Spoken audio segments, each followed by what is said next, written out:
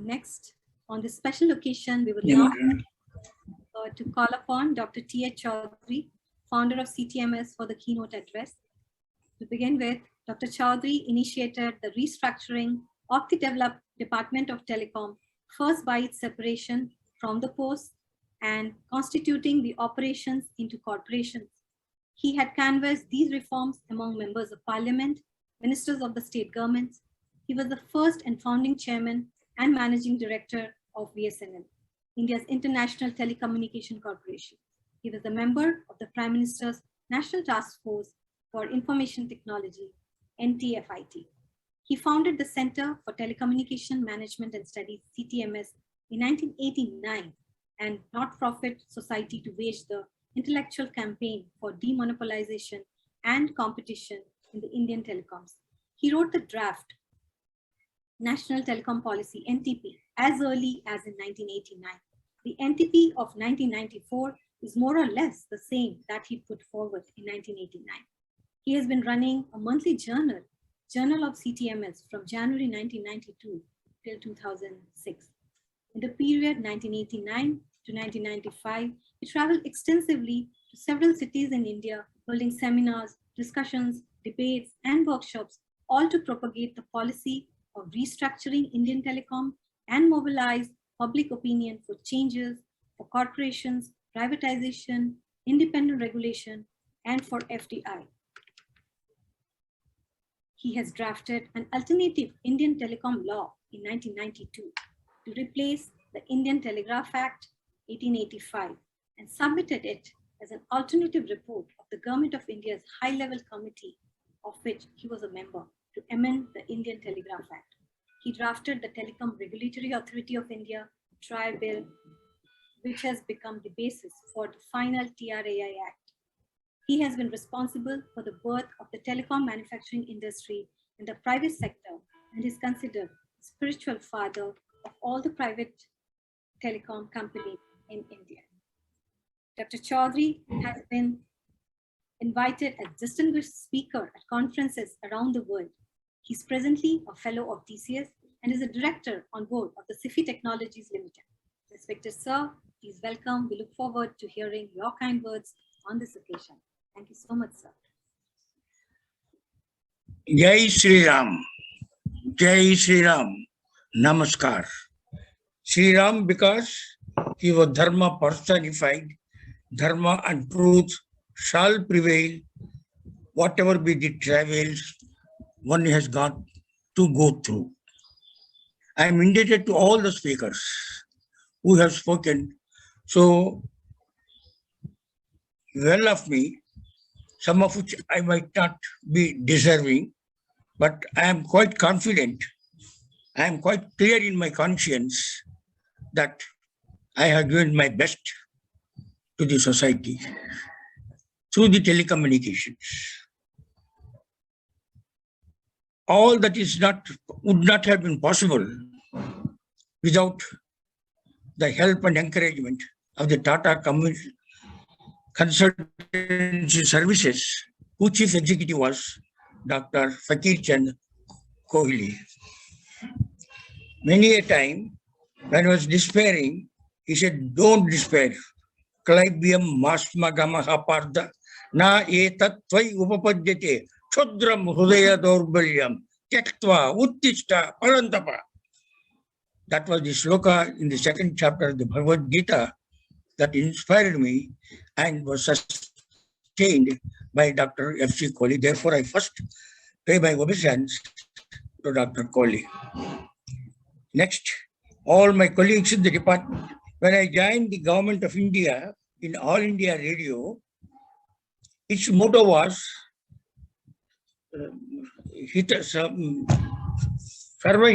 Sarvajana Hitaya, I'll tell you 1 second. Bahujana Hitaya, Bahujana Sukhaya. Bahujana Hitaya, for the good of the large number of people and for the comfort of the large number of people. When I switched over to the Department of Telecommunications, its motto was Aharnisham Sevamake.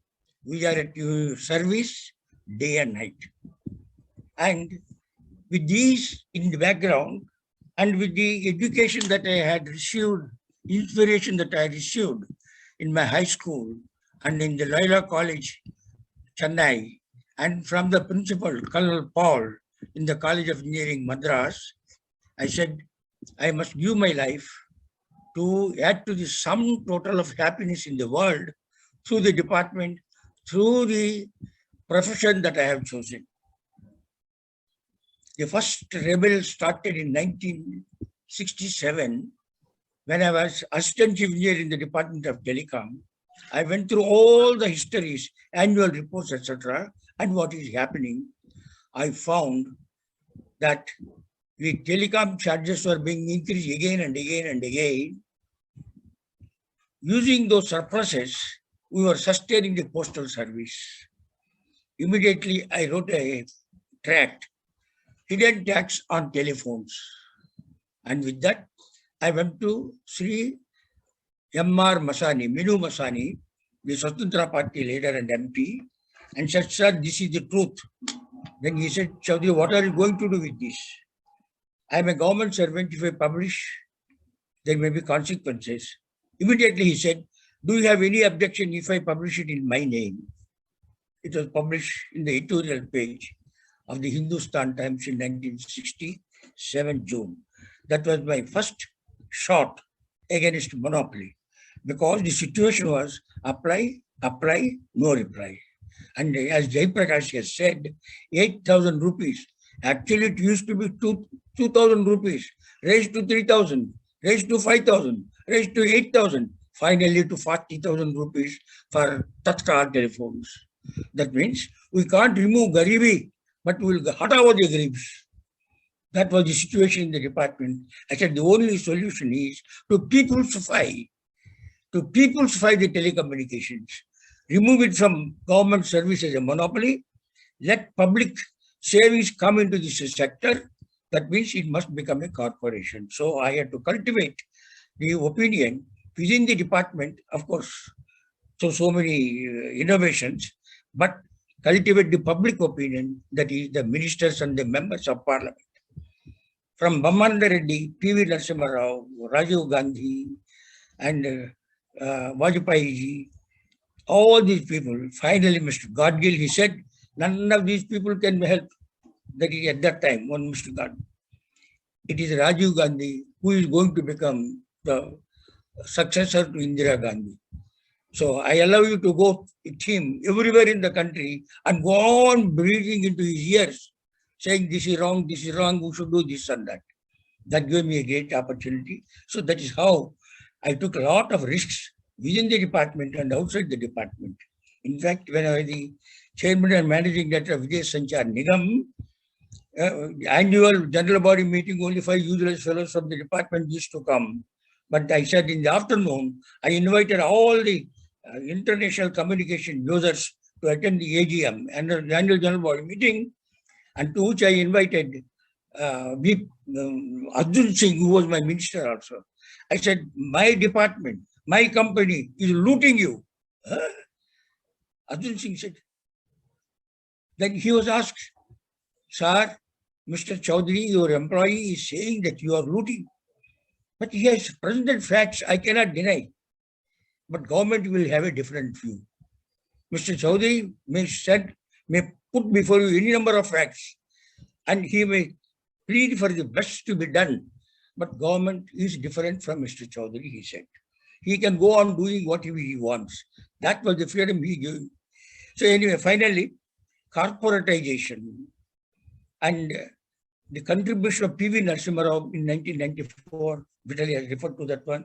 Actually, I used to write to be included in the manifesto of every political party. From the 1978 onwards, I used to circulate to all the political parties. It was only the BJP in 1998 which accepted A to Z of whatever written and put it in the manifesto.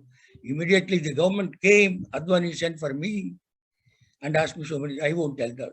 Anyway, so you may do wonderful things, you may write wonderful things, unless you convince the political persons It cannot be done in India at least. So now we have got a wonderful thing. I will not go through all the, in the 1980s, when I was the general manager in the telecommunications, Andhra Pradesh, the walls of the house that I occupied, it had two streets, on the north and on the west. I said, up right now, your grandson will require a telephone. Commute for pleasure only, communicate for work.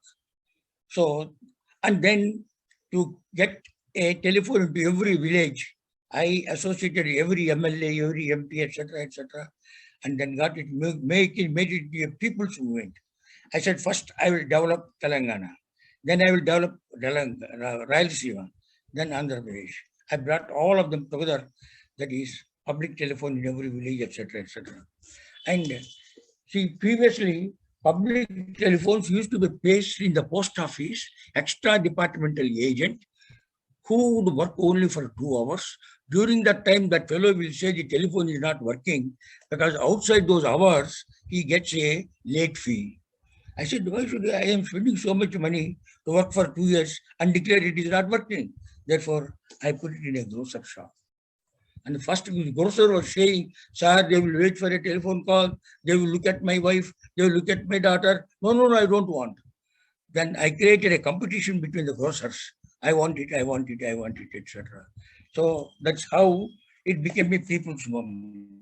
Friends, today, as has already been told, 90% of our people have got telephones. Beggars have got telephones. In 1994, when the national telecom policy, first policy was enunciated, our per capita income was 10,000 rupees. The telephone revenue per year was 10,000 rupees. You can imagine, few people could afford telephones, one telephone for 100 people. Today, our per capita income is 1,35,000 rupees, and per telephone revenue is 1,500 rupees. Therefore, everybody is able to afford. 1,500 rupees is 2 days, 3 days wages for an ordinary Mazdoor.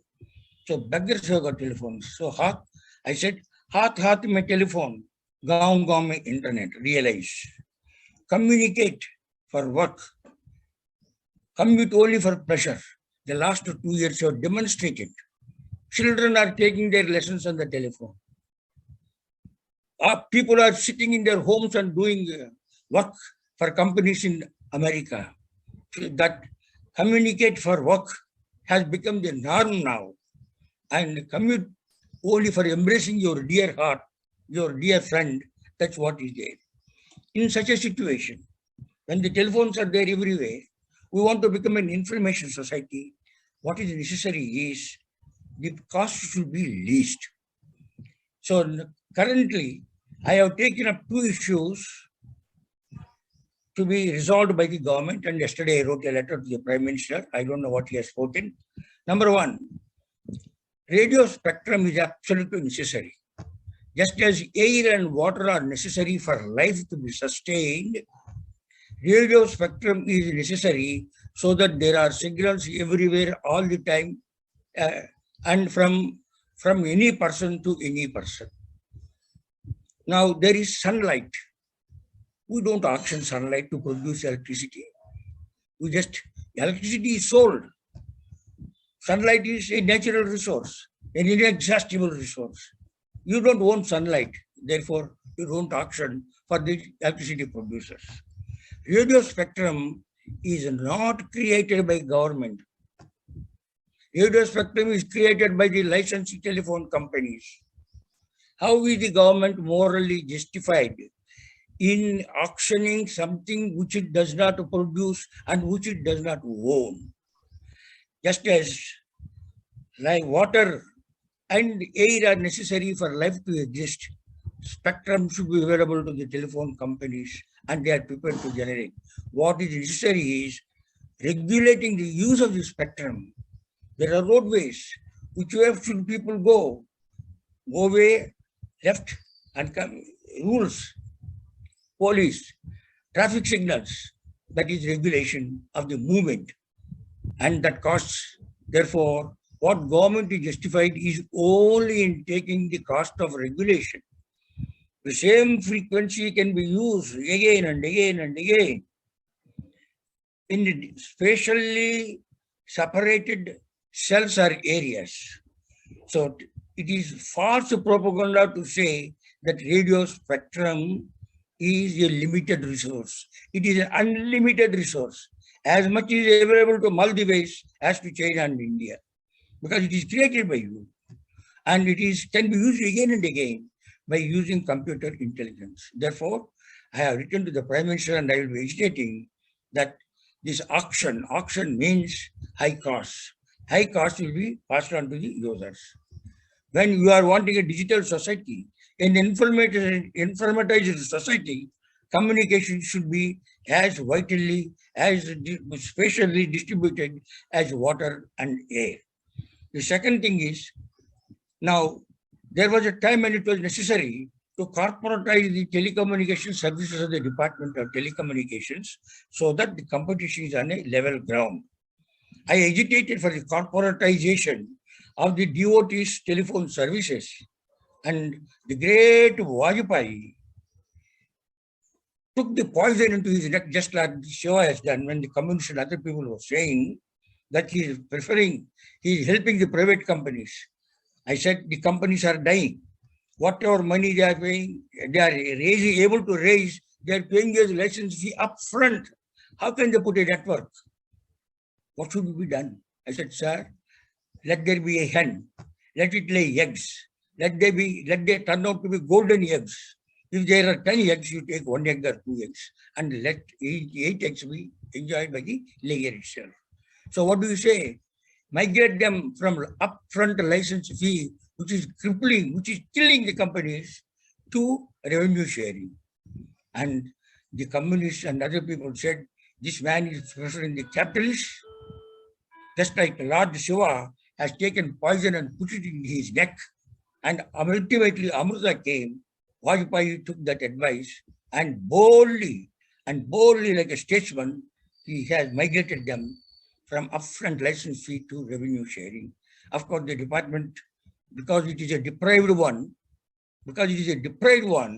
and it was the policy maker and the licensor, it went on creating lots and lots of obstacles, which had got to be cleaned out through subsequent actions and public awareness. That's what Center for Telecom Management and Studies has been doing.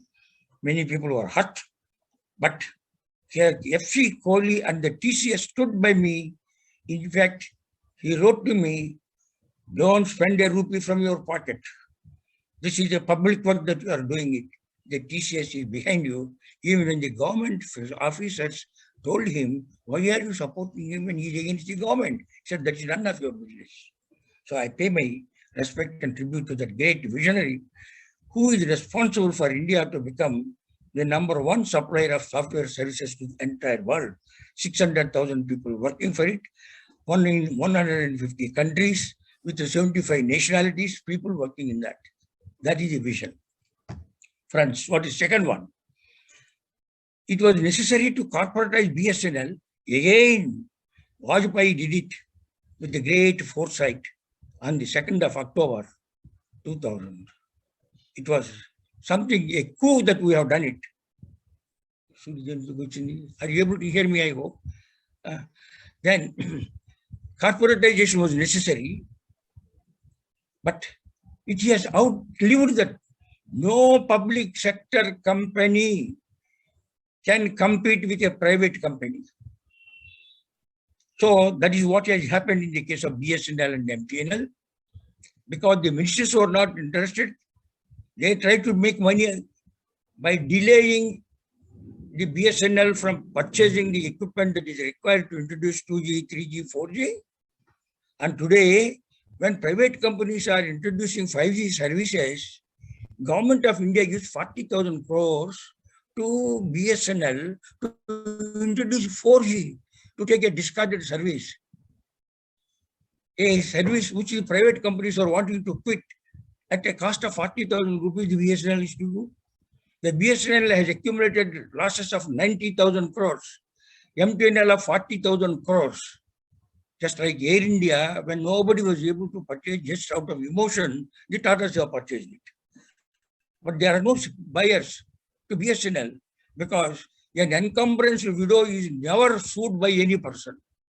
That is the situation in BSNL. Therefore, I have written to the Prime Minister, kindly free us from the burden of supporting this Humpty Dumpty, whom not all your horses, not all your cleverness can put together. So these are the two campaigns. That is, spectrum must be available like air and water for an information society. Digital India cannot be recognized, cannot be realized unless spectrum is free. There was another abomination. Spectrum was sold. Companies paid the money. But to use it, they have to pay spectrum usage charges. You sell the house, take the money, and if that man wants to live and use it, you have to pay rent.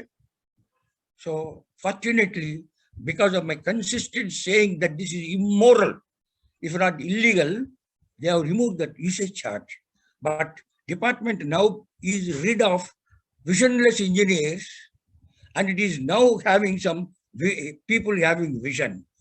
The department is writing to the TRAI, please reduce the reserve price for the 5G spectrum that is going to be auctioned. Previously, you used to say increase it, but now that the visionless engineers are not controlling the DOT, and public policy people with some moral ideas are there at the helm, they are saying, let us reduce the reserve charges. So friends, I'm grateful for all the nice things that people have said. I wish I deserve them because my principals, my teachers have told me that we should so live that we add to the sum total of happiness in the world. That's what Dharma says. And what shall I do? Dr. Ajala, there is a very important issue. We are having artificial engines, artificial intelligence, robots doing war, robots doing every work. But then if they replace men, what ethics shall they have? What morality should they have? What is right and wrong, can they decide or not? This is the issue which is troubling the IEEE, Institution of Electrical and Electronic Engineers Worldwide Organization, to whom I have given a paper saying the only ethics that is universal is Hindu ethics. Dharma. Vasudhaiva kutumbakam. Sarve santu niramayaha. All people. Sahanavavatu, sahanau bhunaktu, sahaviryam karavavahai. Ma vidvishavahai. Don't hate. This is the ethics. It is the dharma, the Bharatiya dharma of ageless time. That is the one that should be put into that box and put into the robo when it has to make a decision about morality, about ethics. This we have to press. So the CTMS is being revived. It was not dead. Now and then I have been submitting, but now this young man, Mr. Raju, has come forward, Mohan Raju, although he is working in a company and that company is engaged, and I'm very, very happy. I was the advisor to Dhirubhai Ambani in 1994 and gave him the vision, we'll make the telephony cheaper than the postcard. You announce it. That's how Dhirubhai said, I will make telephony cheaper than the postcard, and it is so. We have to have a vision, and you must have the integrity and the intellectual capacity and the tenacity to pursue it relentlessly. One man with conviction is a majority. One man with conviction is a majority. These are the ideals that inspire the work of the CTMS. I am 91 years young, and I want to be younger. And the support from people like you, that helps me. I have to live up to what they have said. I congratulate Sri Raju for the initiative that he has taken, for the great work that he has been doing for the last few months in assembling people, and what the CTMS has done and what it has got to do. It has got to do tremendous things all over the world. When demonopolization started, a number of companies came. In India, there were 12 companies, telephone companies competing with one another. In 1 year, we gave about 120 million telephones, but all of them died. There are only 2 RGA, Airtel, and sinking and dying Vodafone. So, and BSNL, etc., of course, they are always losing money as well as subscribers. Are we going to become again a monopoly? The worldwide phenomenon is from a multiplicity, he has settled down to a duopoly. It is worldwide phenomenon. America, England, Germany, Japan, etc. 90% of the market will be had by two companies, maybe 50 companies having the other 10%. That means niche services. This is natural. Change is constant. Vasamsu jirnani yatha vihaya navani grihnati naroparani, as the useless body is thrown away and a new body is taken up by the soul. Similarly, the structure of the organization should have to change according to time. Kala kalayatamaham. In the Bhagavad Gita, Lord has said, kalayatam, that which produces change is time.